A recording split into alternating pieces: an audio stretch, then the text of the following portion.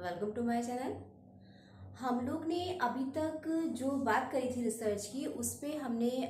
ये समझा था कि क्या नीड होती है अनुसंधान की, एजुकेशन जो रिसर्च होती है उसमें आवश्यकता क्यों होती है, क्यों हम उसको करते हैं।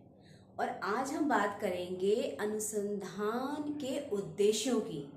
कि अनुसंधान जो होता है, जो रिसर्च की बातें होती हैं, उनका वर्गीकरण होता है और उन्हीं के जो वर्गीकरण के आधार पर उनके उद्देश्य आधारित होते हैं। वो इसलिए होते हैं क्योंकि जो शिक्षा अनुसंधान का एरिया है उसमें इतनी ज़्यादा विविधता है, इतनी ज़्यादा डिफरेंसेस हैं और इतनी ज़्यादा समस्याएं हैं कि हमें उनका क्लासिफिकेशन करना बहुत ज़रूरी हो गया। हमें उनका वर्गीकरण, उनको वर्गों के आधार पर बांटना, समस्याओं को उनको वर्गीकरण के आधार पर बांटना बहुत ज़्यादा ज़रूरी है। कभी कभी क्या होता है कि अगर हम जो एजुकेशन के अलावा अगर हम नॉर्मली किसी एरिया में या किसी सामाजिक चीज़ में जब हम रिसर्च करते हैं तो उसमें इतने वर्गीकरण की आवश्यकता नहीं होती है। लेकिन जब हम शैक्षिक अनुसंधान में हम जब अनुसंधान करते हैं, जब हम एजुकेशनल रिसर्च पे बात करते हैं, तो वहाँ पे समस्याएं बहुत ज़्यादा होती हैं। तो हमें उन्हीं के समस्याओं के आधार पर हमको उनका क्लासिफिकेशन करना पड़ता है कि हम इस समस्या पर अगर हम बात करने जा रहे हैं, अगर इस समस्या पे हम काम करने जा रहे हैं, तो फिर हमें किस वर्ग में हमें उस चीज़ को रखना पड़ेगा। तो अगर हम समस्याओं के आधार पर शिक्षा के उद्देश्यों का वर्गीकरण करें अनुसंधान के लिए, तो वो 4 प्रकार से हम वर्गीकरण कर सकते हैं। पहला जो वर्गीकरण है, या आप कह लो कि उद्देश्य हैं शिक्षा के अनुसंधान के शोध के, वो हैं आपके तथ्यात्मक शोध, जिसमें हम लोग कहते हैं कि तथ्यात्मक वर्गीकरण। दूसरे में आप जो आप लोगे समस्याएं, तो वो होंगी व्यवहारिकता के लिए, तो उसको हम लोग व्यवहारिक शोध भी कह सकते हैं, या व्यवहारिक उद्देश्य की प्राप्ति के लिए किया गया शोध भी कह सकते हैं। किसी किसी एरिया में हमको बहुत ज़्यादा दर्शन की आवश्यकता पड़ती है और बहुत ज़्यादा हमको वहाँ पे दर्शन के अकॉर्डिंग हमें बात करनी पड़ती है, तो वो हमारा दार्शनिक आधार पे जो उद्देश्य तैयार होता है वो हो जाता है। और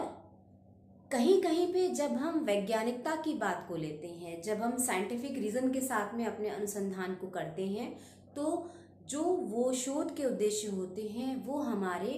उद्देश्य बनते हैं वैज्ञानिकता वाले, जिसमें हम पूरे वैज्ञानिकता के आधार पर अपने शोधों का काम, अपने रिसर्च का काम जो है वो पूरा करते हैं। तो इस प्रकार से जो हमारे शिक्षा के अनुसंधान के जो उद्देश्य बने, वो बने 4 प्रकार से। पहला तथ्यात्मक, दूसरा सिद्धांतिक, तीसरा ऐतिहासिक कह लो, या फिर आप कह लो उसको जो दर्शन के आधार पे बनता है वो शोध, सत्यात्मक जिसे हम कहते हैं, और चौथा होता है आपका व्यवहारिक शोध, जिसमें हमें व्यवहारिकता का ध्यान रखना पड़ता है। तो इस तरीके से इतनी बातों के साथ में जो हमारे रिसर्च के एरिया का जो वर्गीकरण हुआ वो हुआ 4 प्रकार से। देखिए, एजुकेशन के सब्जेक्ट में क्या होता है कि आपको जो आपका वाइट बोर्ड वाला जो काम होता है, जो बोर्ड वाला काम होता है, वो डायग्राम्स को शो करने के लिए होता है, आपकी जो विशेषताएं हैं या कुछ और आप एक्सप्लेन करना चाहते हो उसके लिए होता है। लेकिन जो एजुकेशन के एरिया में जो बात टीचर करता है, उसमें मेन जो होता है वो टीचर का लेक्चर होता है। हम आपको बताएंगे, हम आपको समझाएंगे, टॉपिक को हम आपके सामने एक्सप्लेन करेंगे, उसकी जो वर्डिंग्स हैं, या जो उसकी भाषा है या जिस वे में आपको लिखना है, हमने आपको एक्सप्लेन कर दिया, आपके एजुकेशन के टीचर ने आपको एक्सप्लेन कर दिया। अब इसके बाद में जो आपकी लैंग्वेज में आपको जो डालना है कंटेंट, जिस कंटेंट को आप जिस तरीके से प्रेजेंट करना चाहते हो, आपको जो हमारा कंटेंट होता है, जो एजुकेशन का कंटेंट होता है, उसको जो प्रस्तुत करने का जो ढंग होता है, जो प्रस्तुत करने की जो लैंग्वेज होती है, वो आपकी अपनी होती है। इसलिए एजुकेशन में क्या होता है कि लेक्चर्स को समझना बहुत ज़रूरी होता है, एक्सप्लेनिंग जो मेथड होता है उसको समझना बहुत ज़रूरी होता है। इसलिए लेक्चर्स को बहुत ध्यान से सुनिएगा बच्चों, और अपने शब्दों में अपने नोट्स को या अपनी बात को कहना शुरू करो। मतलब हम आपको बता रहे हैं ऐसा होता है, अब उसको जो फॉर्म देनी है, जो नोट्स में आपको या जो अपनी बात को अपने ढंग से जो प्रस्तुत करने वाली बात होती है वो आपकी आती है। तो इसलिए हमारी बात को ध्यान से सुनिएगा। सैद्धांतिक शोध में हम लोग वैज्ञानिकता की बात को लेते हैं, वैज्ञानिक नियम आते हैं, वैज्ञानिक अनुसंधान में जितनी भी उद्देश्य होते हैं, जिस तरीके से पूरा सिस्टम चलता है वैज्ञानिकता का, बिल्कुल ट्रांसपेरेंट तरीके से, जिसमें नियम बनते हैं, पहले पूरा तथ्यात्मक जो उसके पहलू होते हैं हर तरीके से क्लियर करते हुए, जो वैज्ञानिकता के गुण होते हैं, जिस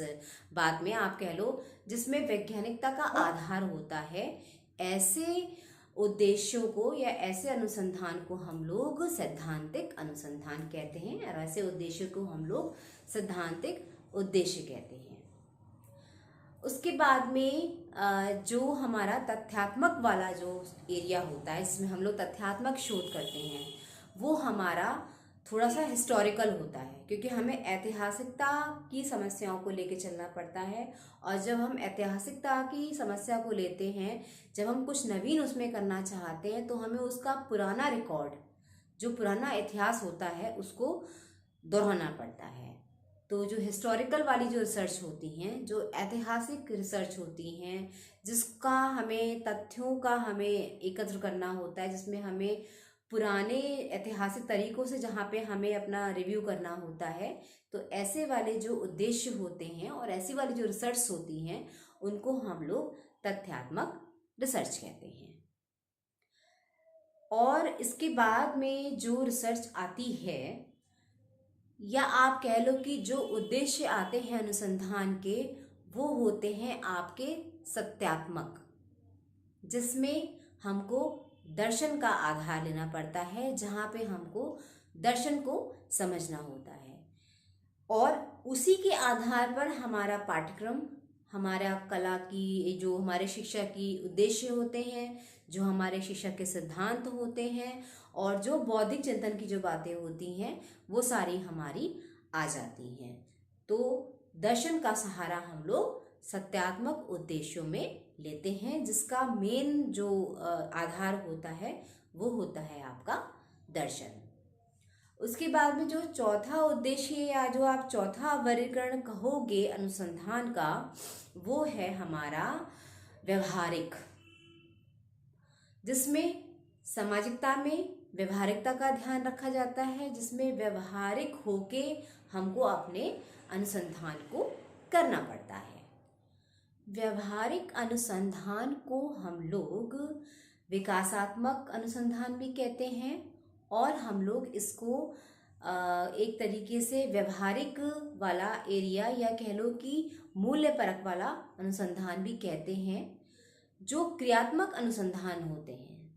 जहाँ पे एक्शन रिसर्च की बातें आती हैं, वहाँ पर ये जो व्यवहारिक शोध होता है, जो विकासात्मक शोध होता है, वो सारी बातें हम लोग एक्शन वाले रिसर्च में प्रस्तुत करते हैं। जो क्रियात्मक शोध होता है उसमें हम लोग प्रस्तुत करते हैं। तो इस तरीके से अनुसंधान के उद्देश्यों के वर्गीकरण हुए ये हमारे 4 प्रकार से। जो बहुत खास वर्गीकरण होते हैं वो 4 ही होते हैं, और इसके आगे भी बहुत सारी बातें हैं रिसर्च की। तो मेरे वीडियोस को आप यूं ही लाइक करो, शेयर करो, सब्सक्राइब करो और रिसर्च को समझो। Thank you.